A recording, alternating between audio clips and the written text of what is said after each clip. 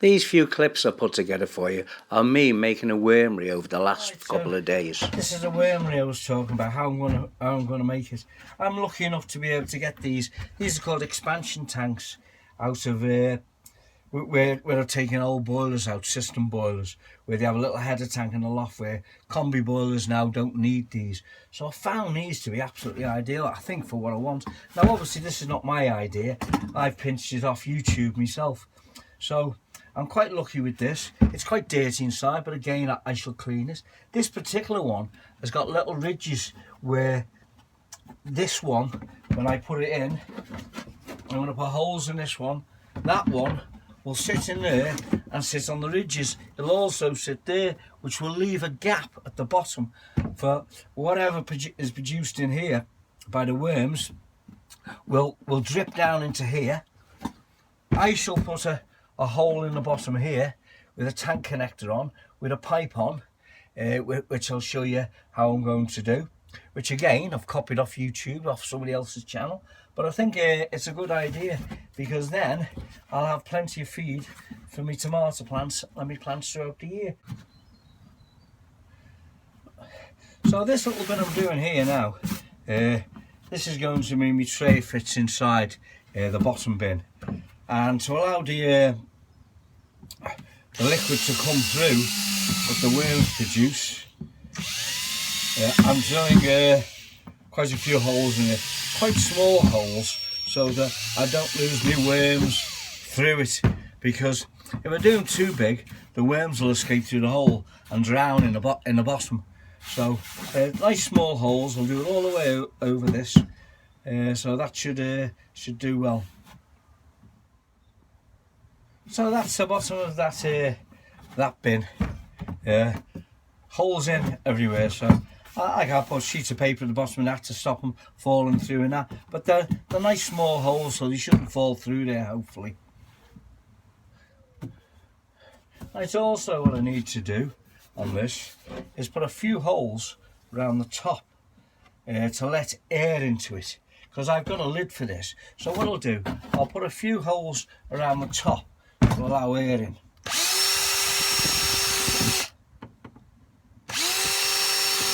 I'm just putting them round the ridge there. And on the other side,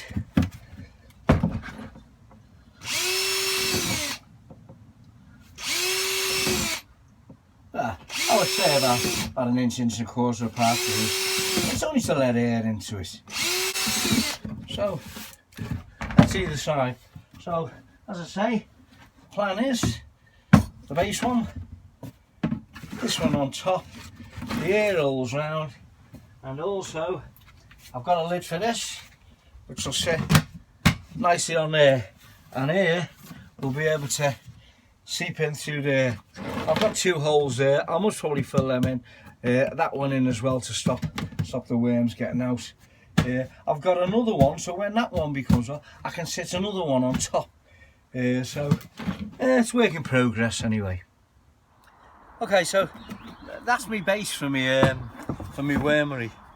I'm going to put a hole in the bottom, which I've actually already done. And how I did it, I heated that with my blow lamp till it was red hot. It's very simple. Instead of using a journaling, and just put it against that, right through. There's a bit of plastic there.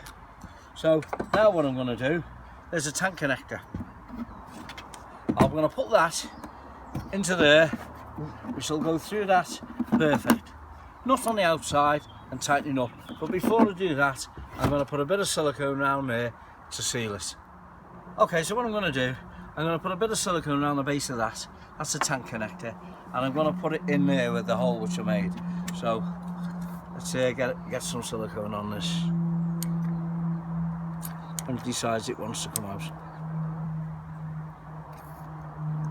It's only to seal it. Okay, so what I'll do now, get all that there, put it through the base. Silicone on the inside, as you can see.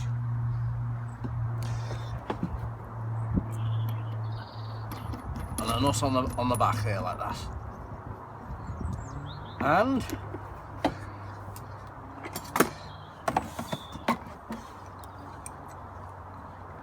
That should be tight enough. Bring it around the bottom there. Also, do the same on the inside. Just take the surplus off, and let that dry. And we'll do the rest tomorrow. Yeah. Right, Saturday morning, just carrying on with my wormery. What I've done, I put a tank connector at the bottom, through the bottom, so the juices can run out of that and collect in that bottom area there. What I put on is a valve, so you can use a screwdriver. I was going to put one with a handle on, but I thought it's too easy for people to mess around and turn it on and empty it on me. So I'll suffocate. I'll get a screwdriver, got one in my shell, and use that to open the valve. Now on that, this idea here is from Jim's Allotments. The whole idea basically is from Jim's Allotment, to be honest with you. It's not my idea. I've sold a 22mm nut to a 15mm nut, back to back. And what he said do was, the shoulder there, drill holes in. And the reason we made this is, I can put a pipe through there, which goes through, an olive on, that can go onto there and tighten on, and then that keeps that pipe in place. Now then, I can put a pop bottle on there apparently, and the neck fits that nut there, that 22mm nut. Now, what I've also done in that nut, obviously, the bottle will be full of air and the water wouldn't get in, so we put release holes on the shoulder of the 22mm nut. Again, Jim's idea. So that I'm setting up, which is going to go on there like that. Now obviously I'm not tightened up fully yet, so that will fall out when I put it in place. But made a bench this morning. This is going to be for my wormery, which is going to go this end here. My comfy tea, my nettle soup, whatever you want to call it, same sort of thing. And I can get 2 more bins in there, maybe horse manure in one, in like a sack, and draw the liquid off it. So anyway, getting back to this, that one's going to go in there and it'll fit neatly underneath there. I can then put my bottle on there and screw it on and leave it on. This is the second part of the wormery, which you see me do. I've filled them holes in now, so that's got holes at the bottom and air holes going round the side. That will sit nicely in there. Okay, so the next little part of setting up my wormery is setting up the bed for the worms. So I've cut up a load of cardboard, and apparently it's got to be soaked. So this is going to be part of their bedding. And so I'm actually going to soak it. It's not freezing cold water. It's like a tepid water. So soak all that up.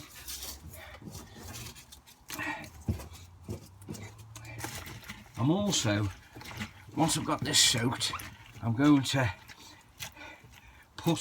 also put straw in the bottom.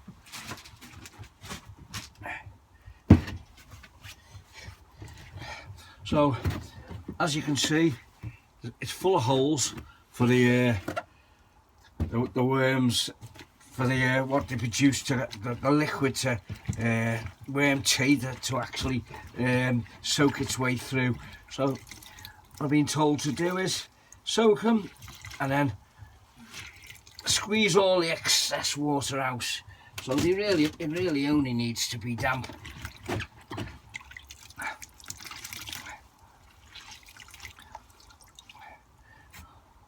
I'm just laying it on the base.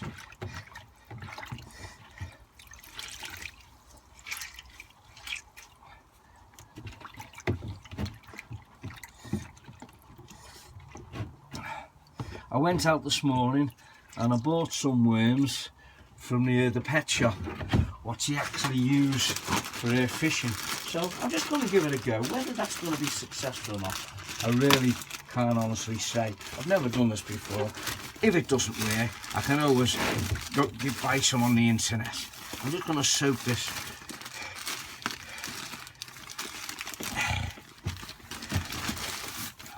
Straw that I've got. Well, it's actually not straw, it's hay.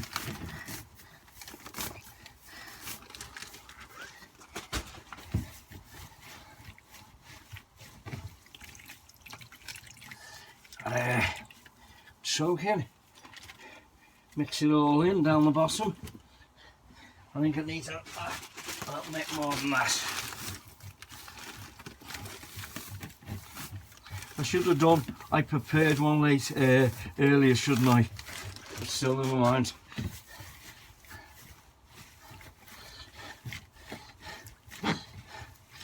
Bring it out.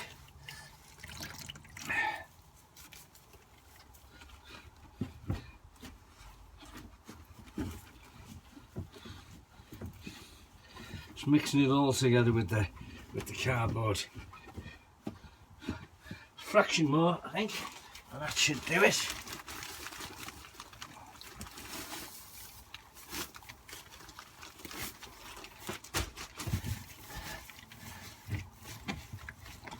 It's soaking. Bring it out. Put it in. I've got a couple of tea bags here, what I had from yesterday. So break them up. I'll put them in a bit of food for the worms to feed off. I may as well put the bits of paper in. Also,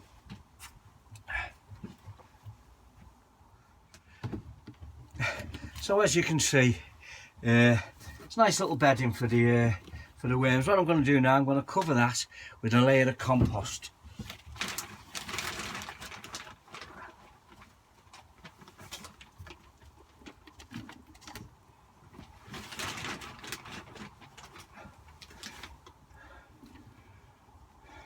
Doesn't have to be a thick layer, just a small layer of compost. It's basically to cover the straw.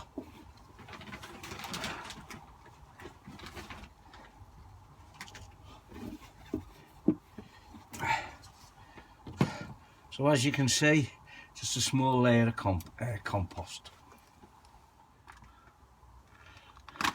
Right, so these are the worms I got this morning from the pet shop. Live worms, which I'm going to put in. There's not a great deal in there, so I might have to get myself some more. But what I'm going to do, I don't know if you can see, I'm just going to put them down in there and let them get their way through into the base of it.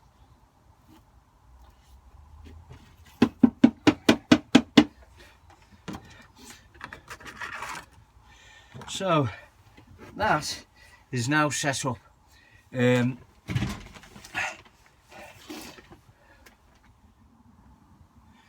Okay, so here's the base of me wormery with the valve on,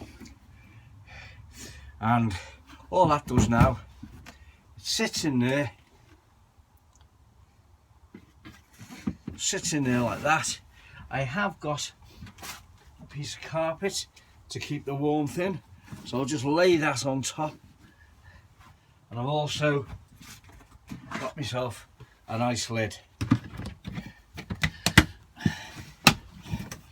And I think to keep it warm, I might even put this tent jacket around it, or to help keep the warmth in, I'm going to have to put a tent jacket around it.